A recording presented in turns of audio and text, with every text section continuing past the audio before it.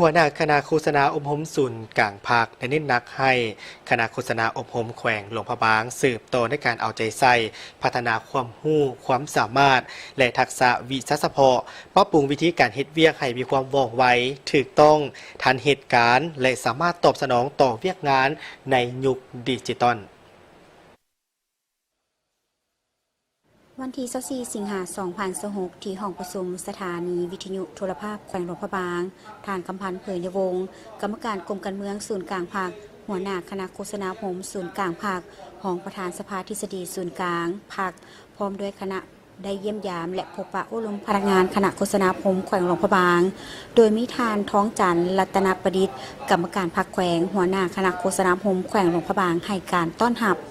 ท่านท้องจันทร์รัตนประดิษฐ์ก็ได้รายงานสภาพการจัดตั้งปฏิบัติเวียกงานรอบด้านของคณะโฆษณาผมแขวงในระยะผ่านมาซึ่งสามารถเฮ็ดสำเร็จหน้าที่การเมืองหลายด้านโดยเฉพาะเป็นการจัดตั้งพันขยายมติกองประชุมใหญ่ครั้งที่12ของพรรคมติกองประชุมใหญ่ครั้งที่9ขององค์คณะภาคแขวงเว้ารวมเว้าเฉพาะแม่นได้เผยแพร่มติคำสั่งคำแนะนำแนวทางนโยบายของพรรคมูลเสื้อของชาติของพรรคของบรรดาทานผู้นำกำลังประกอบอาวุธบรรดาเหตุการณ์ที่พ้นเด่นทั้งภายในและต่างประเทศ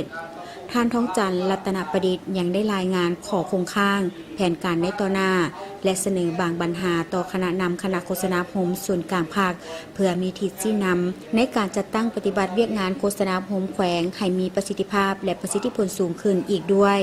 โอกาสดังกล่าวทานคำพันธ์เผยยวงศ์ก็ได้แสดงความย่องยอสมเสยต่อผลสำเร็จในการจัดตั้งปฏิบัติเวียกงานของคณะโฆษณาผมแขวงหลวงพระบางที่ญาติมาได้ในระยะผ่านมาพร้อมทางเน้นหนักให้คณะพร้อมด้วยพนักงานจงเอาใจใส่สืบต่อยกสูงคุณภาพเวียกงานโฆษณาอบรมกำแน่นสภาพการติดตามปัญหาที่สังคมสนใจและเสริมสร้างประสิทธิผลเวียกงานโฆษณาเผยแพร่ให้สอดคล้องกับสภาพการเอาใจใส่ปรับปรุงซับซ้อนบุคลากรให้เหมาะสมกับเวียกงานหมุนใจพนักงานผู้หนึ่งเฮ็ดเวียกได้หลายเวียกสืบต่อทนุบำรุงสถานีวิทยุโทรภาพให้สามารถใช้งานได้ปกติสืบต่อยกสูงภาระบทบาทของกองประชุมใหญ่สื่อมวลชนข้างที่1พร้อมทั้งสืบต่อเอาใจใส่พัฒนาความรู้ความสามารถและทักษะวิชาเฉพาะปรับปรุงวิธีการเฮ็ดเวียกให้ว่องไวถูกต้องทันเหตุการณ์และสามารถตอบสนองต่อเวียกงานในยุคดิจิตอล